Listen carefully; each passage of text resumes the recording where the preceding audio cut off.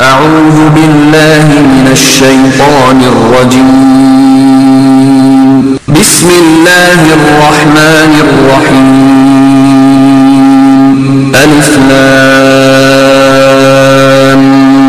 ميم ذلك الكتاب لا ريب فيه هدى للمتقين الذين يؤمنون بالغيب ويقيمون الصلاة ومما رزقناهم ينفقون والذين يؤمنون بما أنزل إليك وما أنزل من قبلك وبالآخرة هم يوقنون أولئك على هدى من ربهم وأولئك هم المفلحون إن الذين كفروا سواء عليهم أأنذرتهم أم لم تنذرهم لا يؤمنون ختم الله على قلوبهم وعلى سمعهم وعلى أبصارهم غشاوة ولهم عذاب عظيم ومن الناس من يقول آمنا بالله وباليوم الآخر وما هم بمؤمنين يخادعون الله والذين آمنوا وما يخدعون إلا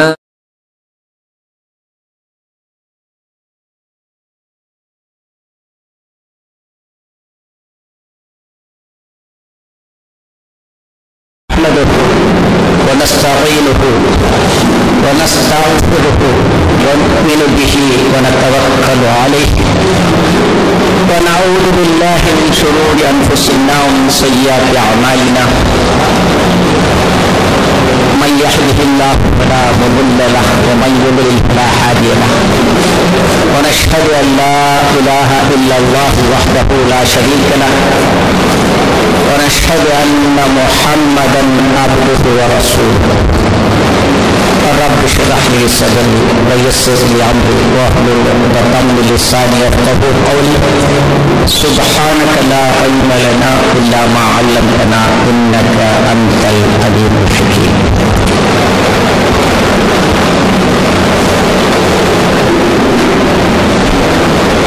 மதிப்புக்கும் மரியாதைக்கும் உரியக்குரியர்களே, அருமை சகோதரர்களே, அல்லாஹ்வுடைய கிருபையை கொண்டு இன்றைய காலகட்டத்தில்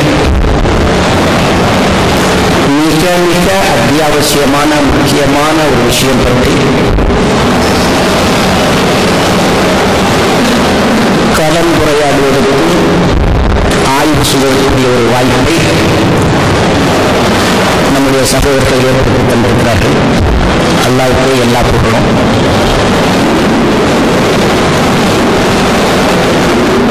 பெரியார்களே, சகோதரர்களே, இன்று உலகளாவிய அடிப்படையில் முஸ்லிம் சமுதாயத்தை ஒரு விஷயம் பெரிய சர்ச்சைக்கு உண்டாக்கி கொண்டிருக்கின்றது. உலகளாவிய அடிப்படையில் இந்த சர்ச்சை இன்றைக்கு நடந்து கொண்டிருக்கிறது. ஒரு காலம் இருந்தது, அன்று இந்த ரமலானுடைய நோன்புகளை ஆரம்பித்து முடிப்பது, நோன்பு பெருநாளை கொண்டாடுவது, ஹஜ்ஜு பெருநாளை கொண்டாடுவதெல்லாம் அந்தந்த பகுதிகளில் அவரவர்கள் பயிரை பார்த்து அதன்படி செயல்படக்கூடிய நிலை இருந்தது. அன்று இப்ப இந்த ஊர் பல்லாவரத்தில் நடக்கக்கூடியது பாரிஸுக்கு தெரியாது. அப்படிப்பட்ட ஒரு காலகட்டம். ஒரு 25-30 மைலுக்கு அப்பால் உள்ள ஊருக்கு அடுத்த ஊரில் என்ன நடக்கும் தெரியாது. ஆனால் அதே சந்தர்ப்பத்தில் அந்தந்த ஊர்களில் எல்லோருமே யோகத்துக்கு ஒரே நாளில் தான் இந்த செயலில் செயல்பட்டுள்ளார்கள். நோன்பை ஆரம்பித்தார்கள், நோன்பை முடித்தார்கள், பெருநாள் கொண்டாடினார்கள். இந்த ஊர்ல நடக்கிறது அந்த ஊருக்கு தெரியாது, அந்த ஊர்ல நடக்கிறது இந்த ஊருக்கு தெரியாது. அதனால எந்த சர்ச்சையுமே தெரியாது. ஆனா அன்றைக்கு எப்படிப்பட்ட சர்ச்சை ஏற்படும் சொன்னா, நிறைய பார்த்துட்டு 2ஆம் பட 1ஆம் படைக்கு சர்ச்சை ஏற்படுச்சு. 29ல சிலவு 29 முடியுமாங்க, சில 30 முடியுமாங்க. இது ஒவ்வொரு ஊருக்கு ஏற்பட்ட சர்ச்சை. அந்த காலகட்டத்தில் நபி ஸல்லல்லாஹு அலைஹி வஸல்லம் என்ன சொன்னாங்க, நிறைய பார்த்து விடுங்க, நிறைய பார்த்து விடுங்க, பெரியா இருக்கால் 30ஆக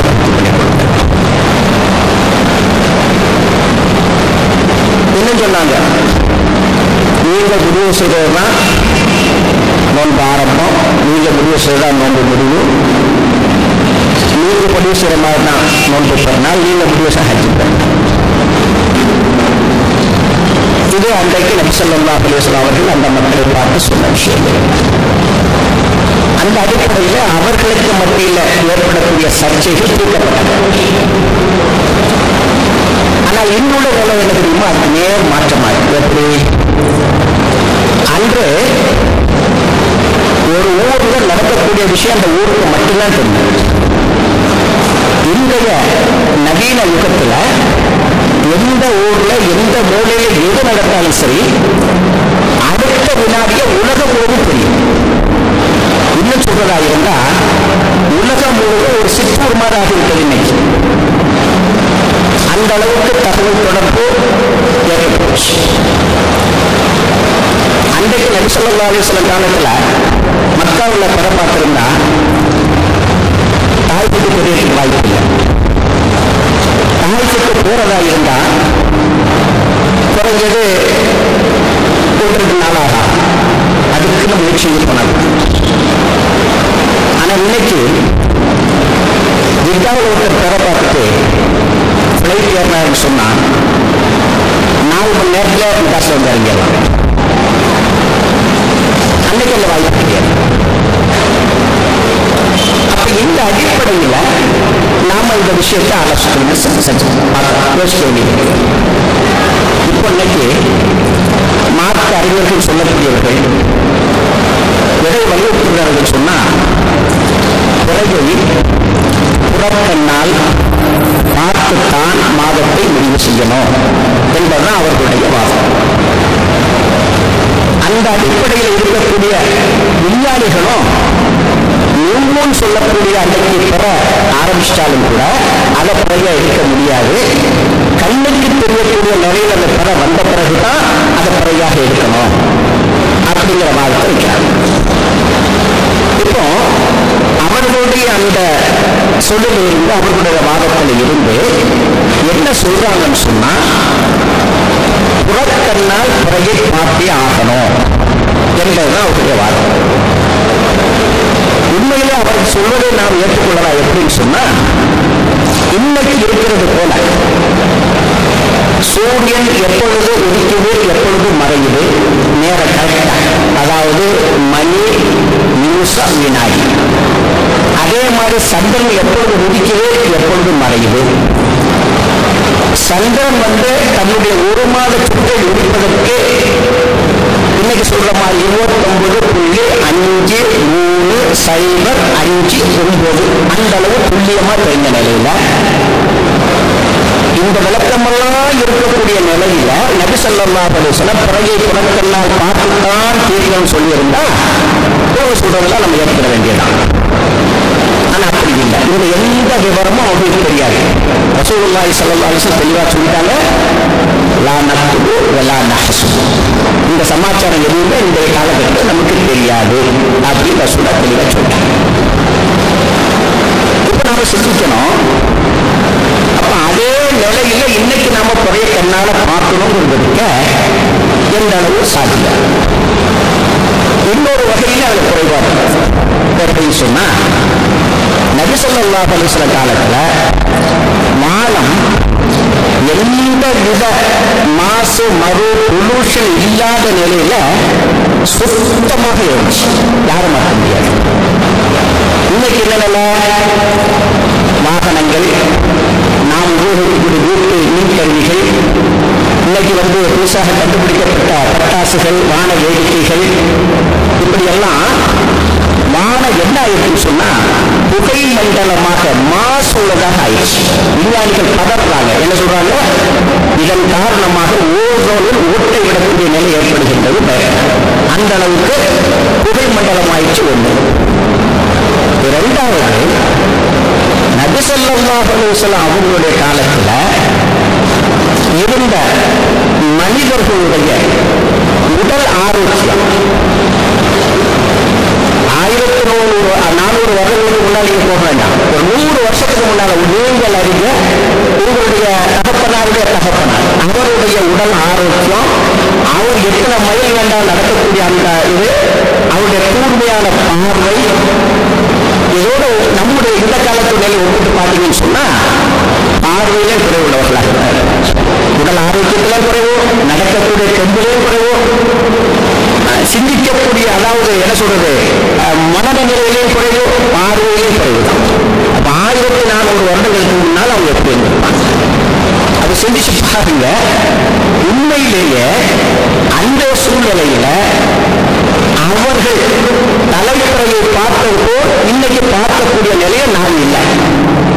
இதை முதல்ல வைக்கிறோம். என்னால்தான் பார்க்கணும்னு சொல்லக்கூடியவர்கள் அதே மாதிரி அன்றைக்குள்ள அந்த பார்க்கக்கூடிய வாய்ப்புகள் இன்னைக்கு இருக்கிறாங்களே சிந்திச்சார். ஆனா அல்லாஹ் ரப்பல் ஆலமீன் என்ன செஞ்சிட்டான், மனிதனுடைய வெளி உலக வளர்ச்சி, விஞ்ஞான வளர்ச்சி முன்னேற முன்னேற அவனுக்குள்ள இருக்கக்கூடிய ஆற்றல் குறைஞ்சிட்டான். எப்படி அன்னைக்கு ஒரு 30 மைல் இருந்தாலும் நடந்துருவாங்க, அந்த அளவுக்கு ஆற்றல் தெரிஞ்சிருந்துச்சு. இன்னைக்கு நம்ம ஒரு 3 மைல் நடக்க தயாரா இருக்குமா? இல்லை. அப்படி வங்கரத்தை தான் பயன்படுத்தும். ஒரு 3 மைல் 1 மைல் போனாலும் வங்கரத்தை தான் பயன்படுத்தும். இதே போல ஒவ்வொரு விஷயத்திலும் இன்றைய நவீன கண்டுபிடிப்புகளை தான் பயன்படுத்தும். அப்ப அதே போல இதை ஏன் பயன்படுத்தக்கூடாது? இதை சிந்திக்க தேவைப்படும். கொஞ்சம் யோசனை பண்ணி பாருங்க. என்ன அந்த பிறை விஷயத்துல இவ்வளவு பிடிவாக பிடிக்கக்கூடியவங்க நபி ஸல்லல்லாஹு அலைஹி வஸல்லம் அவருடைய காலத்துல இருந்தது போல எல்லா விஷயங்களையும் கடைபிடிச்சாங்க. ரசூலுல்லாஹ் எப்படி கடைபிடிச்சாங்க? சூரியனுடைய ஊட்டத்தை வைத்து அதை பார்த்து தொழுகை நேரங்களை முடிவு செய்து தொழுதார்கள். அன்னைக்கு கடிகாரமோ வேற நேரத்தை அறியக்கூடிய எந்த கருவிகளும் கிடையாது. ஒரு வாரத்துக்கு மழை பெய்ச்சுன்னு வச்சுக்கிட்டீங்க, ஒரு நிதானமாகத்தான் தொழுகை நிறைவேற்றினாங்க. 100க்கு 100 கரெக்டா செய்யக்கூடிய வாய்ப்பு அன்றைக்கு இல்லை. அதே மாதிரி ஒருத்தர் இறந்து போயிட்டார், அவருடைய மனைவி இன்னொரு இடத்துல இருக்காங்க. அன்னைக்குள்ள சூழ்நிலையில இறந்து போன செய்தியை ஒருவர் நேரடியாக போய்தான் சொல்லணும். அதல்லாத முறையில் அறியக்கூடிய வாய்ப்பே கிடையாது. உதாரணமாக இறந்து போன அந்த செய்தி ஒரு 10 நாள் கழிச்சு அவருடைய மனைவிக்கு தெரியா, அப்படின்னா மனைவி கணவன் இறந்து போயிட்டார் விஷயம் தெரியும், இதாவுடைய பிரச்சனையே வரும். அது வரைக்கும் அந்த அம்மாவுக்கு தெரியாது. அப்போ நல்ல யோசனை பண்ணி பாருங்க. சூரியனை பார்த்துதான் தொழுகை செய்யறாங்க. தகவல் தொடர்பு இல்லாதது காரணமாக நேரடியாக ஒரு ஆள் செய்தியை சொன்ன பிறகுதான் இதான் போன்ற முக்கியமான விஷயத்தை கூட கடைபிடிக்கக்கூடிய நிலை இருந்தது. அதே மாதிரி வானில நீங்க பார்க்கலாம், 22வது அத்தியாயத்தினுடைய 27வது வசனம், ஹஜ்ஜுக்காக நீங்கள் அலையுங்கள், அலையும் அவர்கள் நடந்தும் வெகு தூரத்தில் இருந்து நெறிந்த ஒட்டகங்களிலும் வருவார்கள் என்று தெளிவாக வாங்கக்கூடியத்தான் தெளிவா. அதே போல நபி ஸல்லல்லாஹு அலைஹி வஸல்லம் அவர்களும் ஹஜ்ஜை ஒட்டகத்துல போய் தான் நிறைவேற்றினார். ஆனா இன்னைக்கு இந்த பிறையை புறக்கண்ணால் பார்க்கணும்னு வாழ பண்ணக்கூடிய யாருமே சூரியனை பார்த்துதான் புலனும் கடிகாரத்தை பார்க்கக்கூடாதுன்னு சொல்றதில்லை. ஒட்டகத்துல தான் ஹஜ்ஜுக்கு போகணும், வேற வாகனங்களை போகக்கூடாதுன்னு சொல்றதில்லை. யாராவது இறந்து, உதாரணமா சவுதியில வேலை செய்யக்கூடியவர்கள் இறந்து போயிட்டாரு, உடனே தகவல் வீட்டுக்கு வருது இறந்து போன செய்தி. அந்த அம்மா இதா இருக்கக்கூடிய நிலை இருக்குது. அந்த அம்மா இப்படிப்பட்ட ஒரு வாதம் இல்லை. இந்த மௌலிகள் வாதம் பண்ற மாதிரி ரசூலுல்லாஹி ஸல்லல்லாஹு அலைஹி வஸல்லம் காலத்துல இறந்து போன செய்தியை நேரடியாக ஆட்கள் வந்து சொல்லிதான் இதா இருந்தாங்க. அதே போல அங்கிருந்து ஆள் வந்து சொன்ன பிறகு நான் இதா இருக்கிறேன், அது வரைக்கும் எனக்கு இதா கடமை கிடையாது அப்படின்னு சொன்னா இந்த மௌலிகள் யாராவது ஏற்றுக்கொள்வாங்க? அல்லது அப்படி ஒரு பெண்மணி சொல்லும் பொழுது அதை பெரிய குற்றத்தை செய்தான்னு சொன்னா அப்ப ரசூலுல்லாஹி காலத்தில் அந்த குற்றத்தை செய்தாங்களான்னு கேட்பாங்களா? பல விஷயத்தெல்லாம் இதை கேட்கிறாங்க இல்ல. அதே போல எல்லாத்திலையும் கேட்டா இதில் நியாயம் இருக்குன்னு சொல்லலாம். இதெல்லாம் அன்றைய நடைமுறையை விட்டுவிட்டு இந்த நவீன யுகத்தில் இருக்கக்கூடிய வெளியாரத்தை ஒத்துக்கிறாங்க, தகவல் தொடர்பு ஒத்துக்கிறாங்க, ஆதாய விமானத்தில் போறது ஒத்துக்கிறாங்க. இதையெல்லாம் ஒத்துக்கொண்டவங்க இந்த பிற விஷயத்துல மட்டும் ஏன் அந்த மாதிரி புரிவாங்க? கொஞ்சம் சிந்திச்சுப்பாங்க. சரி, இன்னும் தெளிவா சொல்றதா இருந்தா அந்த ஒட்டகத்தில் தான் வருவார்கள் அப்படின்னு தெளிவா நேரடியா சொன்னது போல இந்த பிற விஷயத்துல நேரடியாக சொல்லப்படல. கண்ணால் புறக்கண்ணால் தான் பார்க்கணும்னு சொல்லி இவர்கள் இப்போ வழியாவுக்கு பொருள் கொடுக்கிறார்களே அல்லாமல் அதில் அப்படி அல்ல. உதாரணமா அந்த ஹதீஸை நீங்க பார்க்கும் பொழுது அந்த ரூயத்துங்கிற பதத்துக்கும் இவர்கள் சொல்லக்கூடிய பொருள் கிடையாது, அது மட்டும் இருக்கிற தப்பு. அதே மாதிரி அந்த மாதத்தை நீட்டுதான் சொல்றது அந்த மாதிரி கிடையாது, மேகத்தை இன்னும் மறைக்கிறது சொல்றது அந்த மாதிரி கிடையாது. அன்றைக்கு உள்ள சூழ்நிலை அப்படி விளங்கிட்டாங்க, அவ்வளவுதான். மற்றபடி அந்த பதங்களை பார்த்தீங்கன்னு சொன்னா ரசூலுல்லாஹி ஸல்லல்லாஹு அலைஹி வஸல்லம் எக்காலத்துக்கும் பொருந்தக்கூடிய அளவு உலகம் அழியும் வரைக்கும் நடைமுறைக்கு சாத்தியமான முறையில் தான் பல பிரயோகங்களை செய்திருக்கிறார்கள். இன்னைக்கும் அதனுடைய பொருள் சரியாக நாம் வழங்க முடியும். இன்னும் சொல்ல போனா வாலியாக்கள் ஆதாரங்கள் வெளியே நம்ம போக வேண்டிய இல்லை. அந்த பார்த்தோடு நீங்க எடுக்கும் பொழுது உயர்த்து அரா தரா போன்ற பதங்களை நீங்க எடுத்தீங்கன்னு சொன்னா அது சரியான மொழிபெயர்ப்பு தமிழ்ல சொல்றதா இருந்தா பார்த்து கண்டு அறிந்து இப்படிதான் சொல்ல முடியும். அந்த காணக்கூடிய முறை கண்ணால் பார்த்தாலும் சரி, அறிவால் பார்த்தாலும் சரி, கலக்கீட்டு மூலமாக பார்த்தாலும் சரி, தகவல் மூலமாக பார்த்தாலும் சரி, எல்லாத்துக்கும் பொருத்தமான சொல்லலாம். அதுக்கு மாற்றமான முறையில் அவர்கள் சொல்லுவது இருக்கின்றன ஒரு பிடிவாதமாக தான் நம்ம சொல்லணும், அல்லாம நேரடியாக இருக்கிறதாக நாம் சொல்ல முடியாது. சரி, ஒன்று இந்த பார்த்த விஷயத்தை சொல்லிட்டாங்களா? அடுத்து வாகன கூட்டத்தை பற்றி ஒரு ஹதீஸை எடுத்து திருச்சி சொல்லி ஞாபகப்படுத்துறாங்க. எப்படி அந்த வாகன கூட்டத்தார் நிறைய பார்த்துட்டு அன்று சாயங்காலம் வந்து சேர்ந்தார்கள். நபி ஸல்லல்லாஹு அலைஹி வஸல்லம் அவர்கள் வந்து சட்டம் கேட்டார்கள். நபி ஸல்லல்லாஹு அலைஹி வஸல்லம் அவர்களுடைய ஊர்ல போய் பெருநாளால் கொண்டாடும்படி அவர்களுக்கு தான் கட்டளையிட்டார்களே அல்லாம நபி தோழர்களுக்கு அல்ல. அமரவும் ஒரு வார்த்தையை வச்சுட்டு அந்த மாதிரி சொல்றாங்க.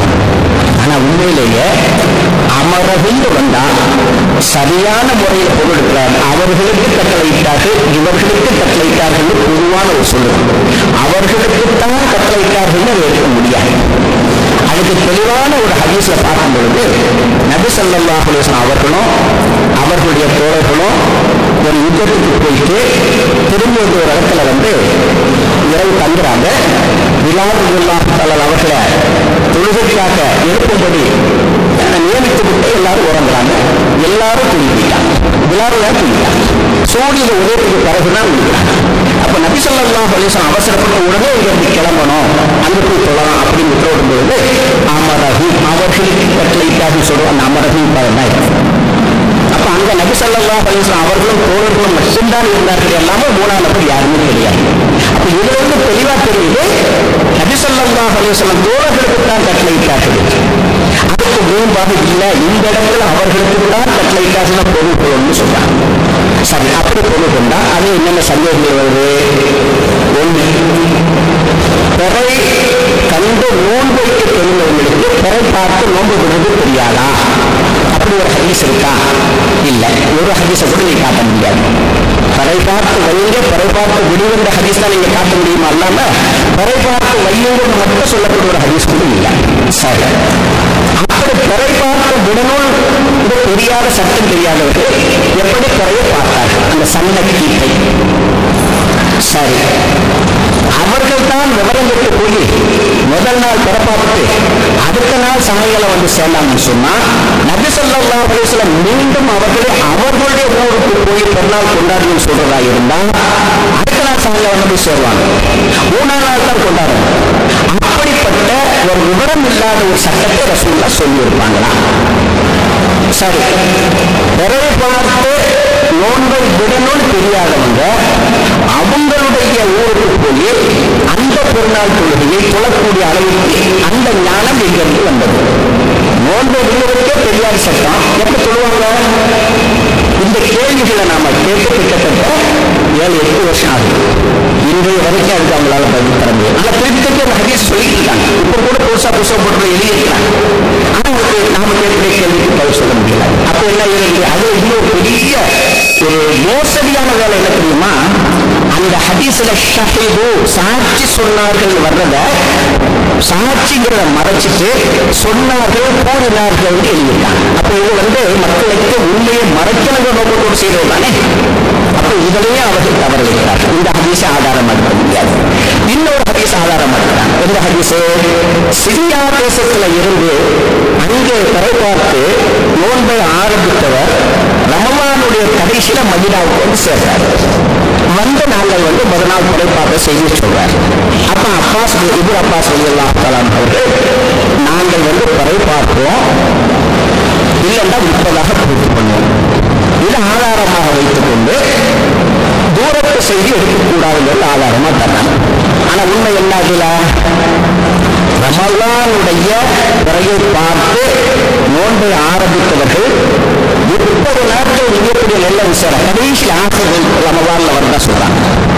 அப்போ இது காலதாமதமான செய்தி. இந்த செய்தியை வச்சு எப்படி நடைமுறைப்படுத்த முடியும்? ரசூல் அப்படி கதை பண்றதா? ரசூலுடைய கையெல்லாம் ரமலானுடைய பிறையை பார்த்து நோன்பு ஆரம்பிங்க, ஷவ்வாலுடைய பிறையை பார்த்து நோன்பை விடுங்க. ரமலானுடைய பிறையை பார்த்து அதை வச்சு கணக்கிட போட்டு சொல்லலாம் சொன்னாங்க. அந்த அடிப்படையில் இப்னு அப்பாஸ் ரலியல்லாஹு தஆலா மறுத்தாங்க. இன்னும் சொல்ல போன தெளிவா அன்றைக்குள்ள சர்ச்சையை தீர்க்கக்கூடிய ஒரு வழி அது. உதாரணமா இருக்குங்க, அன்றைக்கு மட்டும் அதை ஏற்றுக்கொண்டு மதீனா வாசகர்களுக்கு கட்டளையிட்டா ஒரு நோன்பை உங்களுக்கு விடுது. அப்ப அந்த ஒரு நோன்பை வைக்கணும்னு நிலை வரும்போது மதீனா வாசகர்கள் ஏற்றுக்கொள்வாங்களாக எவ்வளவு பெரிய சர்ச்சை வரும்? நல்ல விளங்கிட்டுங்க. அந்த 2ஆம் பரங்கிற சர்ச்சை 29ல பரப்பாட்டா 30ஆக கூட்டுக் கொள்ளும் அந்த ஹதீஸ், இந்த ஹதீஸ், இது எல்லாத்தையும் வச்சு பார்க்கும் பொழுது உண்மையிலேயே அன்றைக்கு இருந்த சர்ச்சையை தீர்ப்பதற்காகத்தான் ரசூலுல்லாஹ் சொல்லியிருக்காங்க, நபித்தோழர்கள் சொல்லியிருக்காங்க.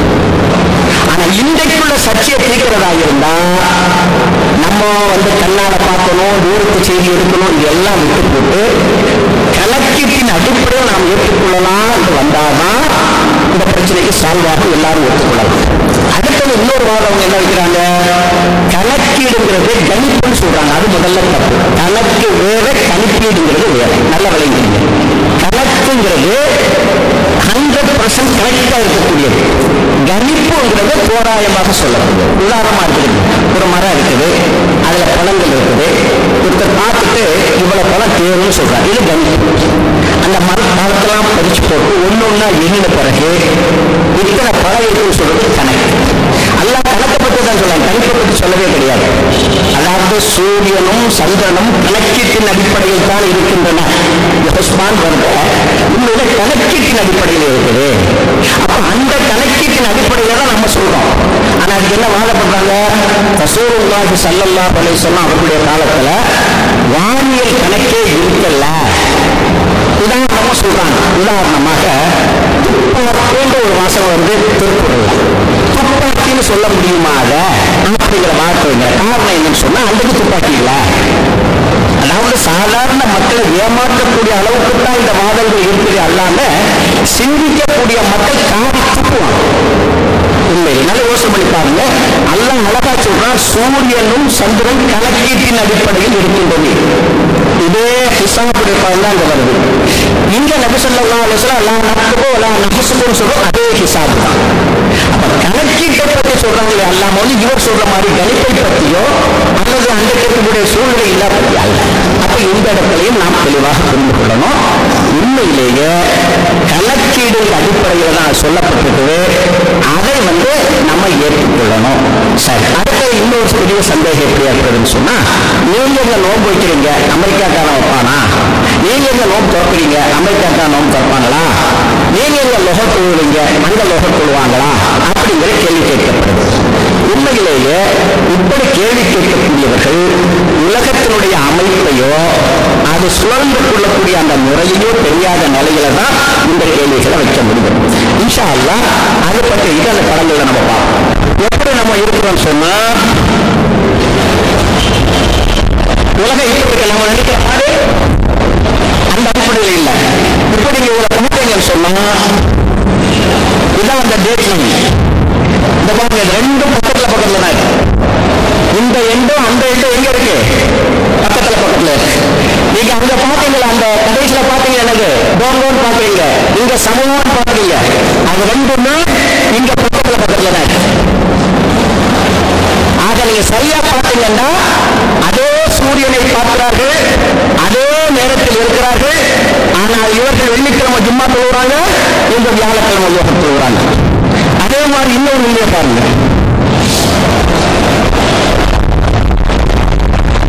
கப்பல்ல ஒரு முஸ்லிம்கள் போய்கிட்டு இருக்கான்னு வச்சுக்கோங்க. இவங்க இங்க இருந்து இங்க பிரயாணம் பண்ணிக்கிட்டு இருக்காங்க. இப்படி இந்த பேசல கிழக்கு நோக்கி பிரயாணம் பண்ணிக்கிட்டு இருக்காங்க. இவங்க எப்படி சொல்லுவாங்க? காபத்துல்லா இருக்கிறது இங்க. அப்ப எப்படி சொல்லுவாங்க? இப்படி சொல்லுவாங்க, இப்படி சொல்லிட்டு இருக்காங்க. சரி, இங்க உள்ளவங்க என்ன பண்றாங்க? இப்படி சொல்லுறாங்க. அதாவது காபத்துல்லா மக்கா இங்க இருக்கிறதுனால இங்க உள்ளவங்க இப்படி சொல்லுறாங்க, இங்க உள்ளவங்க இப்படி சொல்லுறாங்க. இப்ப அதே நபர் கப்பல்ல போயிட்டு இருக்காரு, இந்த இடத்துக்கு வந்துட்டாரு. அவருக்கு இருக்கிறது வெள்ளிக்கிழமை. வெள்ளிக்கிழமை அன்னைக்கு கண்ணூரில் பஜரு, வெள்ளிக்கிழமையோட பஜர் தொகுதியை பொழுது முடிச்சிட்டாரு. முடிச்ச உடனே அவருக்கு என்ன பண்றாரு தெரியுமா? இந்த டேட்லைல தாண்டி கப்பல்ல இங்க வந்துட்டார். டேட்லைல தாண்டி கப்பல்ல இங்க வந்துட்டார். இப்போ பஜர் தொழுகையை இப்படி தொழுதவர் இதை தாண்டி இங்க வந்த உடனே அந்த ஜும்மா தொழுறதுக்கு பதிலாக லுஹர் தொகை இப்படி தொழுகிறார். அங்க திசையை மறந்து பாருங்க. அதாவது கப்பல்ல வந்த நபர் இந்த இடத்துக்கு வரும்பொழுது சஜரை தொழுதார், இப்படி தொழுதார். அதே சந்தர்ப்பத்தில் அந்த கோட்டை தாண்டி வந்துட்டாருன்னு சொன்னா வியாழக்கிழமையுடைய லுஹரை தொழுவாரு, இந்த திசையில தொழுகிறார். அப்படி ஒரு நாள் என்ன ஆயிடுச்சு? கூடிருச்சு. வியாழக்கிழமை ஒழுங்கு தொழுதுட்டு தான் வெள்ளிக்கிழமை வந்திருக்கிறாரு. திருப்பி என்ன பண்றாரு? வியாழக்கிழமை தொழுகிறார். அதுக்கு நேர் மாற்றமாக இங்க இருந்து கப்பல் இப்படி போறான்னு வச்சுக்கோங்க. அவர் இங்க வியாழக்கிழமையினுடைய சஜரை தொழுதார், இப்படி தொழுதுகிட்டு இருந்தார். கோட்டை தாண்டின உடனே தொழுகையினுடைய திசையும் மாறுது. வியாழக்கிழமை சஜரை தொழுதவரு வெள்ளிக்கிழமை ஜும்மாவை தொழுதார். எதுக்கு நான் சொல்ல வர்றேன்னு சொன்னா, இந்த உலக அமைப்பை உலகத்தில் யாராலும் மாற்ற முடியாது. இது இயற்கையில எந்தக்கு முஸ்லிம்கள் இங்க வந்தாங்களோ, வியாபார நிமித்தம் பல பகுதிகளுக்கு போனாங்களோ, அப்போவே இந்த நிலை தான். அந்த நிலையை வச்சுதான் இந்த டேட்லைன் வைக்கப்பட்டிருக்கு. எந்தெந்த ஊர்களில் இப்படி சொல்லுறாங்க, எந்தெந்த ஊர்களில் இப்படி சொல்லுறாங்க, எந்த இடத்துல அந்த பிரிவு வருது, இதன் அடிப்படையில தான் இந்த டேட்லைன் நல்லா சொல்லுங்க. அப்போ இந்த அடிப்படையில விளங்கினவங்க, நீங்க இங்க லுஹர் அங்க சொல்லுவாங்களா, நீங்க இங்க அசர் சொல்லுவா அவங்க அசர் சொல்லுவாங்களா, இங்க நீங்க நோம்பு திறந்தா அவங்க நோம்பு திறப்பாங்களா? கேட்கவே மாட்டாங்க. இந்த விவரம் தெரியாது. என்ன காரணம்? நல்ல இன்னொரு உண்மை சொல்றேன், புரிஞ்சுக்கிடுங்க. சகோதரர்கள் பக்கத்தில் இருக்கிறாரு. இன்றைக்கும் மதரசாக்கள்ல கற்றுக் கொடுக்கக்கூடிய அந்த தஷ்ரீஃபுல் அஸ்லாம் கூடிய அந்த கிதாபு சுமார் 700 வருஷத்துக்கு முன்னால் பூமி தட்டை சூரியன் பூமியை சுற்றி வருகின்றது என்ற அடிப்படையில் கற்றுக் கொடுக்கப்பட்ட அதே கல்வியை தான் இன்னைக்கு கற்றுக் கொடுத்தாங்க. அந்த கல்வி வச்சு என்ன பண்ணுவாங்க? உலகத்தோட அமைப்பும் தெரியல, செயல்பாடும் தெரியல. அங்க அவங்களுக்கு என்ன சொல்லிக் கொடுக்கப்பட்டதோ அதையே திருப்பி சொல்லிக்கிட்டு இருக்கார்களே அல்லாம சிந்திக்க மாட்டேங்கிறாங்க. சரி, இப்ப நம்ம அடுத்த போடுவோம். இப்ப நம்ம எப்படி இந்த நாக கணக்குகள் நாகத்தை, இது சூரியன், இது பூமி, இது சந்திரன், இந்த பூமி தன்னைத்தானே இப்படி சுழண்டு கொண்டு இந்த சந்திரனும் அதை ஒட்டி சூழக்கூடிய நிலையில சூரியனை சுற்றி வருகின்றது. இதான் அமைப்பு. இந்த அமைப்பின் அடிப்படையில் சூரியனுடைய, அதாவது பூமியுடைய மையப்புள்ளி, சந்திரனுடைய மையப்புள்ளி, சூரியனுடைய மையப்புள்ளி, இந்த 3 நேர் போட்டுக்கு வருது. இதுதான் கன்ஜங்ஷன் சொல்றோம். இந்த 3 நேர் போட்டுக்கு வரக்கூடியதுதான் கன்ஜங்ஷன். நம்ம நாட்டில் அதை அமாவாசைன்னு சொல்கிறார்கள். அமாவாசையில 2 உண்டு. நல்லா ஞாபகம் வச்சுக்கிட்டு சிலவங்க கன்ஃபியூஸ் பண்றாங்க. இந்த சந்திரன் இப்படி வரும்பொழுது இந்த நேர் போட்டுக்கு முன்னால இது வந்து பாருங்க, இது அமாவாசையினுடைய பகுதி தான். இந்த நேர் போட்டுக்கு வந்த இந்த பக்கம் போன பகுதி இது அமாவாசையினுடைய பகுதி தான். ஆனால் இந்த பகுதி தேய்ப்புறையில் இருக்கின்றது, இந்த பகுதி வளப்புறையில் இருக்கின்றது. அதன் காரணமாகத்தான் இந்த சகோதரர்கள் இந்த தேய்ப்புறையில் இருக்கக்கூடிய காலகட்டத்தில் இறந்து போனவர்களுக்குரிய சடங்குகளை செய்யறாங்க. வளர்பறையில வியாபார தொழில் அபிவிருத்தியாகக்கூடிய காரியங்களை செய்யறாங்க. உதாரணமா போன மாசம் தீபாவளி என்னைக்கு கொண்டாடப்பட்டுச்சு? ஞாபகம் இருக்கா? 8ஆம் தேதி. சரியான சொல்றது? சரி. ஆனா அமாவாசை எப்ப ஏற்படுச்சு? கரெக்டா 9ஆம் தேதி. நம்மகிட்ட நிறைய பேர் போன் பண்ணி கேட்டாங்க, ஏயா உங்க சட்டப்படி அமாவாசை 8ஆம் தேதி ஆயிடுச்சு, 9ஆம் தேதி நீங்க ஏற்கிறீங்க, அப்படி ஏற்கிறீங்களா எப்படி அப்படின்னு கேட்டாங்க. அது என்ன காரணம் தெரியுமா? தீபாவளி இறந்து போனவர்களுக்காக செய்யக்கூடிய செயல்பாடு. அது தேய்பறையில் வந்ததுதான் அந்த 8ஆம் தேதி. ஆனால் கன்ஜெக்ஷன் சொல்லக்கூடிய ஆள் ஏற்பட்டது 9ஆம் தேதி. அப்ப அடுத்த நாள் தான் நம்ம அதை எடுக்கணும். சொல்லுங்க, அது அடுத்த நாள் நாங்கள் எடுக்க ஏற்கிறோம், அதுக்கு நீங்க விளைஞ்சிடும். உதாரணமா இப்படி ஒரு கேள்வி வருது, இந்த நேர் போட்டுட்டு வந்த உடனே தேய்விட ஒடுங்க வளர்ப்பட ஆரம்பிச்சுச்சுல்ல, அப்ப ஏன் நீங்க அந்த தேதியை எடுக்கக்கூடாது அப்படின்னு கேட்கிறாங்க. நான் ஏன் எடுக்கிறது இல்லைன்னு சொன்னா, இந்த பூமி இந்த சுழல் பாருங்க, இந்த சுழற்சியின் அடிப்படையில் இந்த இடத்துல தானே இருந்துச்சு. அடுத்த ஒரு இடத்துல இதே இடம் இருக்காது, மாறி வேற ஒரு இடம் வரும், மாறி வேறு இடம் வரும், ஒரே இடத்துல வரும். அது எப்படின்னு சொன்னா, இதுல பாத்துக்கிட்டாங்கன்னா சமயங்கள கன்ஜெக்ஷன் இப்படி ஏற்படலாம், சமயங்கள கன்ஜெக்ஷன் இப்படி ஏற்படலாம், சமயங்கள கன்ஜெக்ஷன் இப்படி ஏற்படலாம், சமயங்கள கன்ஜெக்ஷன் இப்படி ஏற்படலாம், சமயங்கள கன்ஜெக்ஷன் இப்படி ஏற்படலாம். இப்படி மாறி மாறி இந்த கன்ஜெக்ஷன் வரும். அந்த கன்ஜெக்ஷன் வரக்கூடிய அந்த நாள்ல உதாரணமா இந்த இடத்துல வரும்னு வச்சுக்கோங்க, இது தேய்பொருளுடைய பகுதி, இது வளர்பொருளுடைய பகுதி. அப்ப அன்னைக்கே 2 தேதி வந்துடணும், 2 தேதி 2 கிழமை வந்துடணும். வரது வாய்ப்பு கிடையாது, அப்படி இல்லை. அதனால தான் இஸ்லாம் என்ன சொல்லுதுன்னு சொன்னா, அந்த கன்ஜெக்ஷன் ஆகக்கூடிய நாளை விட்டு விட்டு அடுத்த நாள் டேட்ல ஆரம்பிச்சு, இங்கதான் முதல் ஆரம்பிச்சு, இவங்கள்ல இருந்து நாள ஆரம்பிக்க. இதுதான் நம்ம சொல்லக்கூடிய நியதி. கேட்கலாம், இது மட்டும் ரசூலுல்லாஹ்வுடைய நடைமுறையில இருக்காது. உண்மையில ரசூலுல்லாஹ்வுடைய நடைமுறை அப்படிதான் இருந்துச்சு. எப்படி இருந்துச்சு? ரசூலுல்லாஹி ஸல்லல்லாஹு அலைஹி வஸல்லம் சாயங்காலம் பிறகு பார்த்தார்கள். எப்பொழுது நோன்பு ஆரம்பிச்சாங்க? அடுத்த நாள் காலையில் ஆரம்பிச்சாங்க. நல்லா புரிஞ்சுக்கிறீங்க.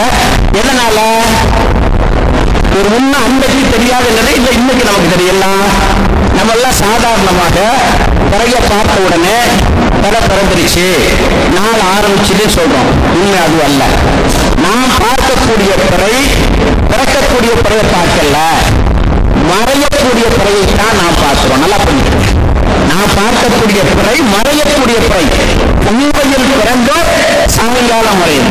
உதாரணமா உங்களுக்கு எல்லாம் ஹிந்து பத்திரிகை எடுத்துக்கிட்டீங்க, அதுல sunrise sunset, moonrise moonset போடுவாங்க. நீங்க பார்த்துட்டு சொன்னா சூரியன் காலையில உதிச்சு அதுல இருந்து கிட்டத்தட்ட ஒரு 30 நிமிஷத்துக்கு பிறகு சந்திரன் உதித்தால் அது மறையும் பொழுது சூரியன் உதிப்பதில் இருந்து கிட்டத்தட்ட ஒரு 40-45 நிமிஷத்துக்கு பிறகு மறையும். அப்பொழுதுதான் நீங்க அதை பார்க்க முடியும். சூரியனும் சந்திரனும் ஒரே நேரத்தில் உதித்தால் சாயங்காலம் மறையும் பொழுது ஏறக்கூடிய ஒரு 10-20 நிமிஷத்துக்கு முன்னாலே மறைஞ்சிடும். எது? சூரியன் மறைஞ்ச உடனே மறையும், பார்க்க முடியாது, அதை பார்க்க முடியாது.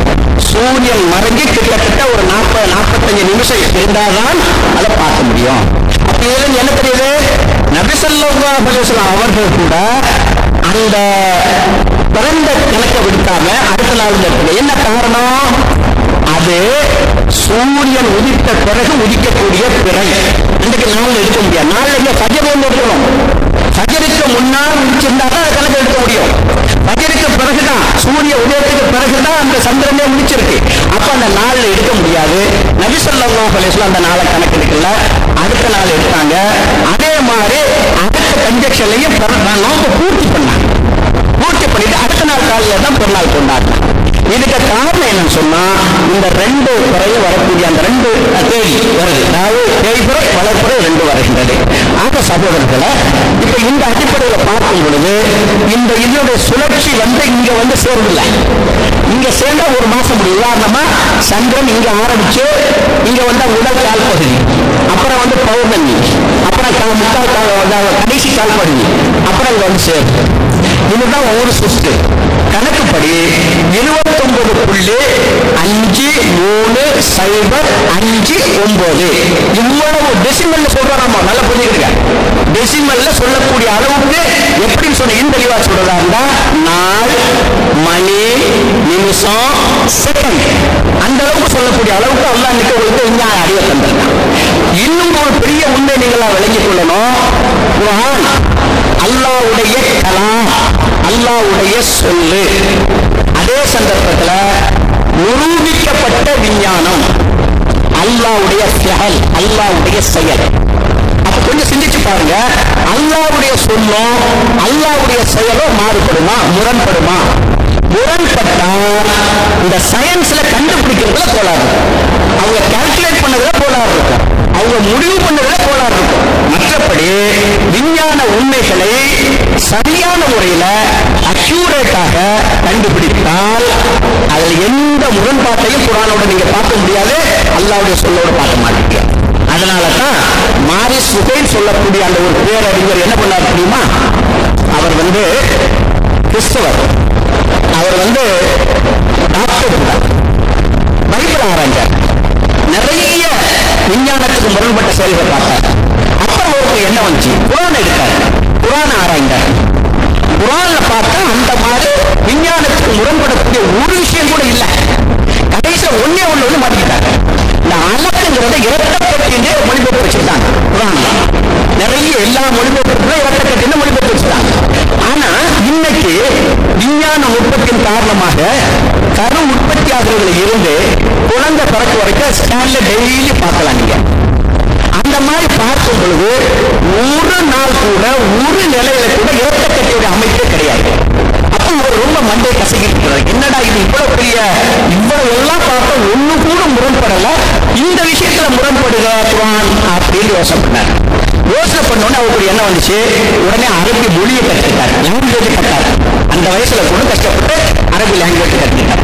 கட்ட பிறகு அகராதி எடுத்து பார்க்கும் பொழுது அந்த அரபுங்கிற பதத்துக்கு 2 பொருள் இருக்குதான். சரி, என்ன பொருள் இருக்குது? ஒண்ணு இரட்டக்கட்டி, இன்னொன்னு என்னது? ஒட்டிக்கொண்டு உறிஞ்சி வளரக்கூடிய அட்டை, அந்த ஒரு பொருள். இந்த 2 பொருள் இருக்கு. ஆனா நீங்க நல்லா சிந்திச்சு பாருங்க, 1400 வருடங்களுக்கு முன்னால அன்றைக்கு இருந்த அரபி விற்பனர்கள் இந்த 2 பொருளையும் பார்க்கிறாங்க.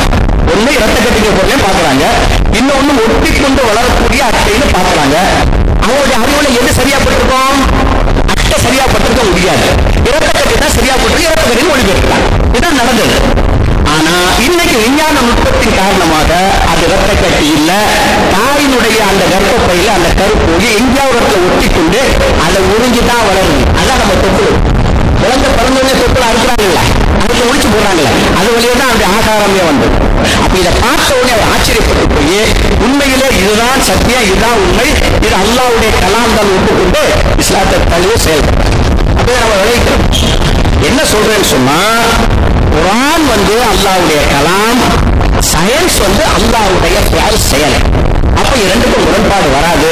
அப்ப சயின்ஸ் சாத்தானுடைய சொல்லு, விஞ்ஞானத்தை ஏற்றுக்கொள்ள கூடாதுன்னு சில சொல்றாங்கல்ல, பெருந்தவறு. அப்படி அல்ல.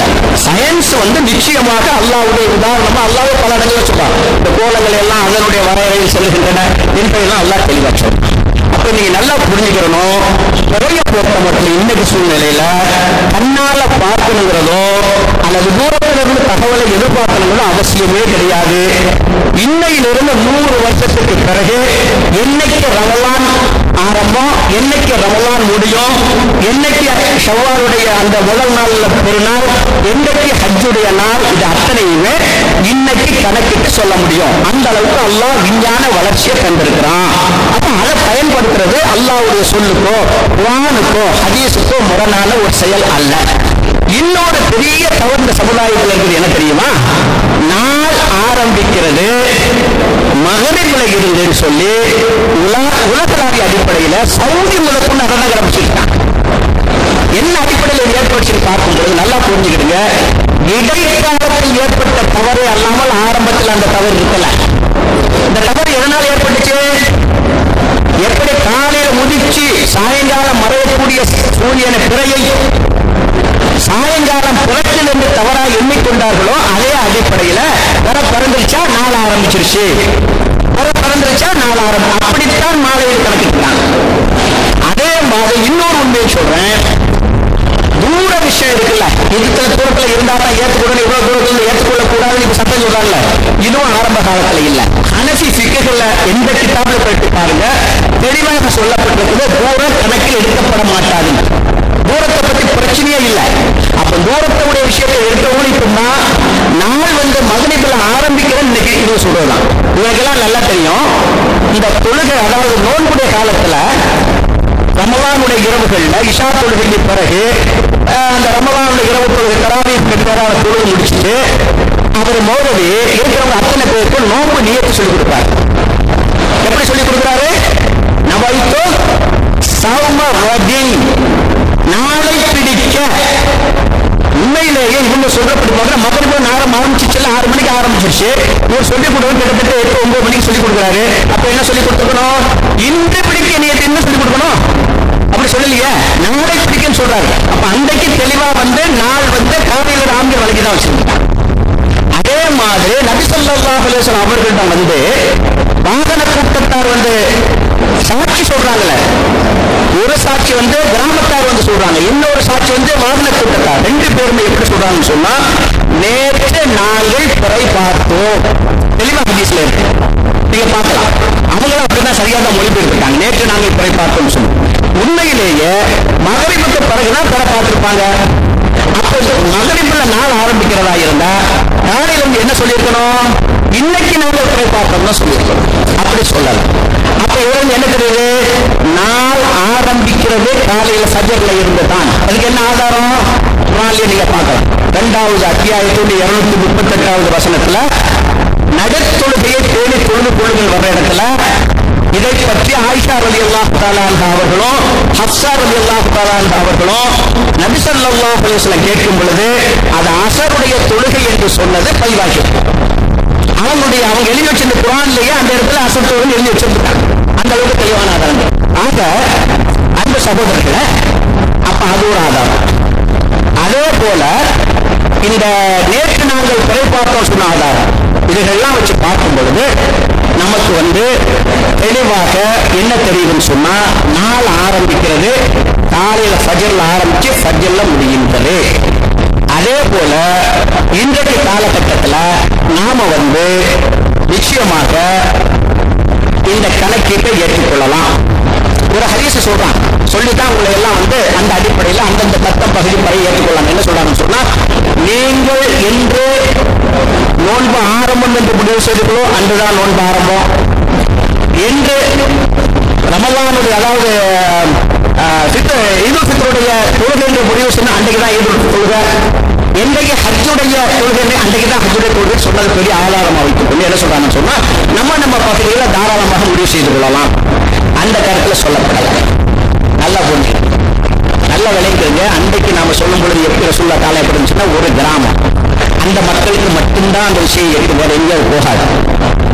அந்த மக்களுக்கு சொல்லும் பொழுது 1ஆம் பிறை 2ஆம் பிறைன்னு சர்ச்சை பண்ணிக்கிறாதீங்க. 29 முடியுதா 30 முடியுதா சர்ச்சை பண்ணிக்கிறாதீங்க. அதே மாதிரி அங்க உள்ள செய்திகள் இந்த மாதிரி சர்ச்சை பண்ணிக்கிறாதீங்க. வீண் சர்ச்சைக்கு ஆளாகாதீங்க.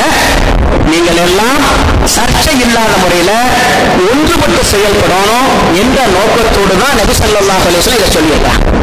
நீங்கள் என்னைக்கு முடிவு சொன்னீங்களோ அன்னைக்கு தான் நோன்பு ஆரம்பம், என்னைக்கு முடிவு அன்னைக்கு தான் பெருநாள். அதே மாதிரி ஹஜ்ஜி பண்ண அதே போல அன்பு சகோதரர்களை அதே ஹதீஸை இன்னைக்கு எடுத்து யோசனை பண்ணி பார்ப்போம். அந்த இடத்துல ரசூலுல்லாஹி ஸல்லல்லாஹு அலைஹி வஸல்லம் நீங்கள் என்று சொன்னது யார்? அன்னைக்கு வேணும் சொன்னா அந்த கிராமத்து மக்களை, அந்த மக்களோடு என்ன அவர் மட்டும் சொல்லியிருக்கலாம். இன்னைக்கு நீங்கள் சொன்னா யார் சொல்ல முடியாது? உலக முஸ்லிம்கள் அனைவரையும் சொல்லக்கூடிய சமாச்சாரம்.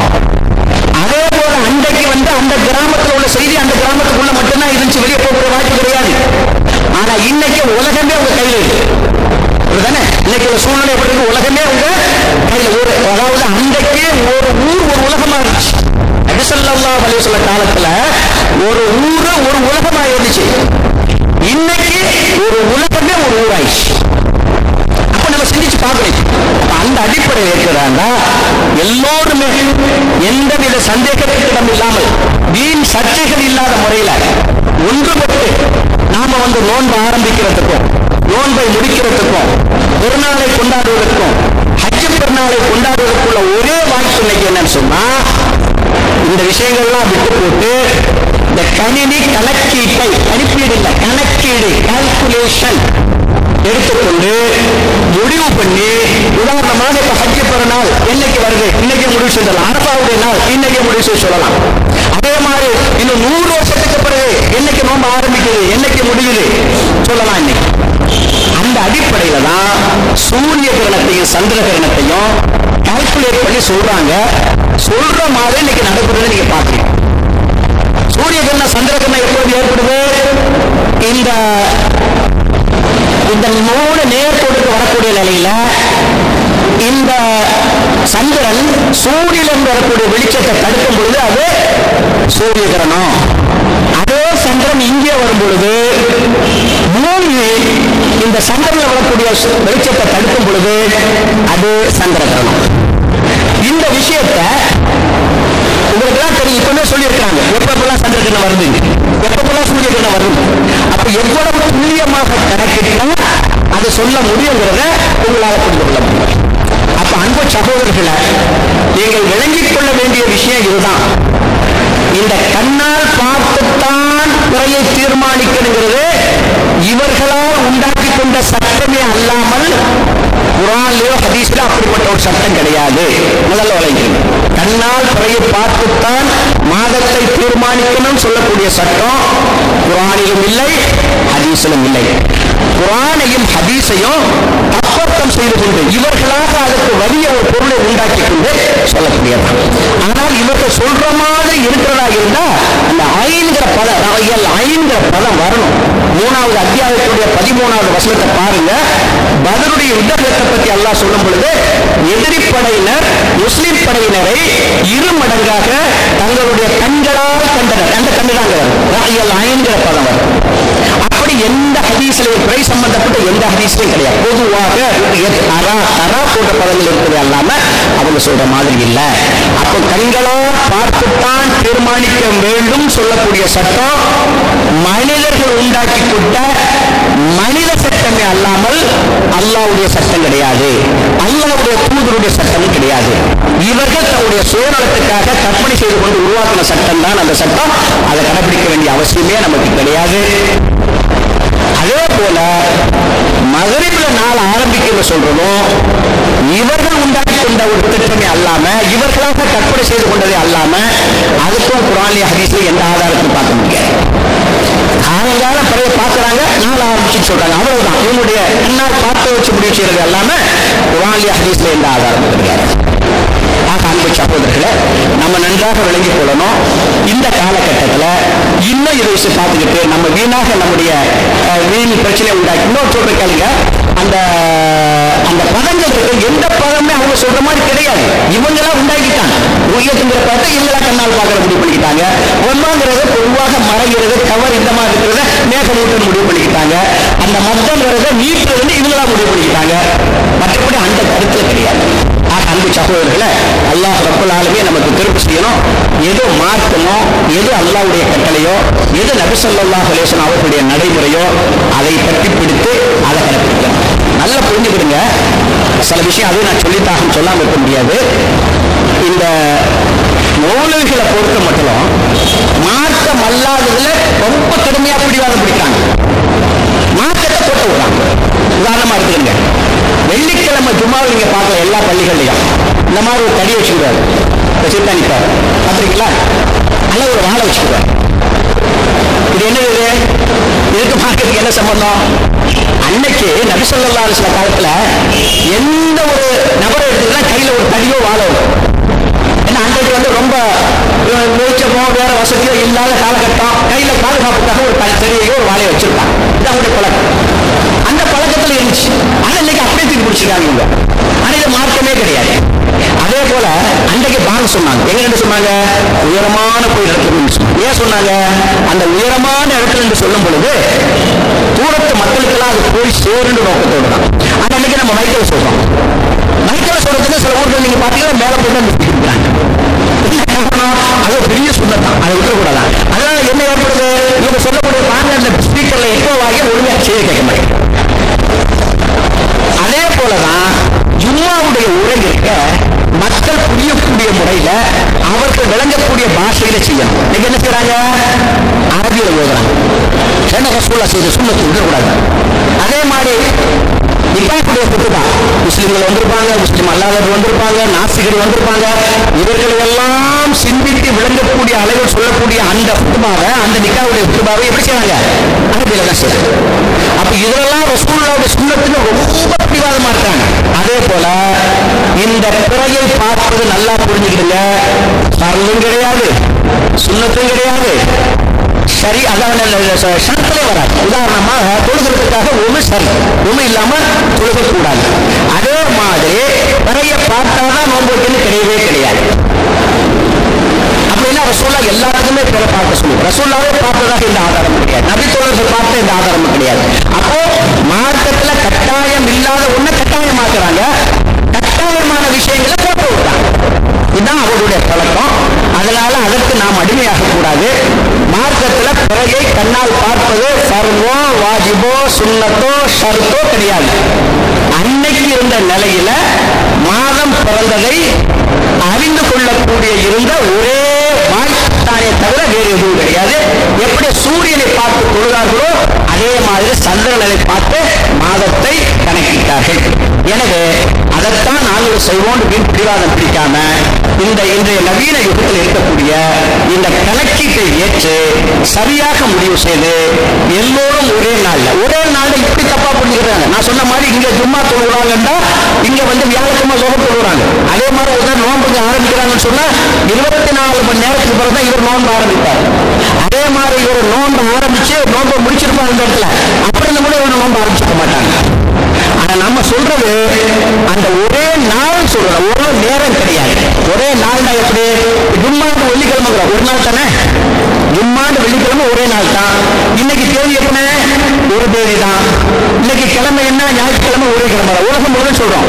ஆனா அப்படி சொல்றதுனால உதாரணத்துக்கு ஞாயிற்றுக்கிழமையில் இருக்கவங்க சிலவங்க சனிக்கிழமையில இருக்கலாம், அதெல்லாம் பிரச்சனை. 24 மணி நேரத்துல நாளை அடைந்து விடுவார்கள், தேதியை அடைந்து விடுவார்கள், குறையை அடைந்து விடுவார்கள். இந்த அடிப்படையில தான் சொல்றோமா இல்லாம ஒரே நேரத்தில் சொன்னா நான் சொன்ன மாதிரி ஒரே நேரத்தில் இத்தனை தொழுகை நடந்து அந்த கணக்கு கிடையாது. ஆக இந்த மாதிரி நீங்க யாரும் கன்ஃபியூஸ் பண்ணிக்காதீங்க. ஆக அல்லாஹ் ரப்பல் ஆலமீன் நம்மை பொறுத்த மட்டும் அந்த தீனுடைய விஷயங்களை சரிவாக விளங்கி புரிந்து கொள்ளக்கூடிய அளவுல நமக்கு திரும்ப செய்யணும். இந்த நாள் ஆரம்பிக்கிற விஷயத்துல இன்னொன்னு எப்படி தெரியுமா? இந்த லைலத்துங்கிற பதம், இந்த லைலத்துங்கிற பதத்திலேயே தப்பான ஒரு இதைத்தான் எல்லா கிதாபும் எழுதி வச்சிருக்காங்க. நிறைய பேர் அப்படித்தான் எழுதுறாங்க. எப்படி லைலத்துனா இரவு. உதாரணமாக இன்னா அன்ஸல்னாஹு ஃபீ லைலத்துல் கத்ர், லைலத்துல் கத்ருடைய இரவுன்னு தான் மொழிபெயர்க்கிறாங்க. இரவுன்னா எத்தனை மணி நேரம் இருக்கணும்? 12 மணி நேரம் தான். அப்போ 12 மணி நேரத்துக்கு உள்ளதுன்னா அடுத்த 12 நேரத்துக்கு வாழ்க்கை கெதி என்ன? இல்ல அவங்களுக்கும் இரவு நேரம். அப்போ என்னாச்சு? 12 என்னாச்சு? 24 மணி. அப்போ ஒரு நாள் தான். அந்த இடத்துல ஒரு நாள் தான் வருது. அதே மாதிரி மூசா அலைஹிஸ்ஸலாத்து வஸலாம் அவர்களை வந்து பூசனா மலைக்கு 30 நாள் 30 இரவு மொழிபெயர்த்திருப்பாங்க. பின்னர் அது 40 நாட்களாக ஆக்கப்பட்டது 40 இரவு மொழிபெயர்த்திருப்பாங்க. அதே மாதிரி ஒரு ஹதீஸ்ல நான் பார்த்த மொழிபெயர்த்திருக்காங்க. எப்படின்னு சொன்னா, அதாவது 21வது இரவின் காலையில். அது எவ்வளவு தவறு? இரவில் எப்படி காலை வரும்? பகல்ல வரக்கூடிய காலைக்குள்ள இரவின் காலையில் மொழிபெயர்த்து என்ன தவறு? 21வது நாளின் காலையின் சொல்வதற்கு பதிலா இரவின் காலையில் மொழிபெயர்த்தாங்க. ஆக இதுலயும் அவங்க தவறு செய்யறாங்க. லைலத்துங்கிறது இருக்க அது இரவுக்கும் சொல்லலாம், பகலுக்கும் சொல்லலாம், இடத்தை வச்சுதான் முடிவு பண்ணணும். வெறும் இரவுன்னு சொல்றது எவ்வளவுங்கிறது நாளுக்கும் சொல்லலாம், பகலுக்கும் சொல்லலாம்.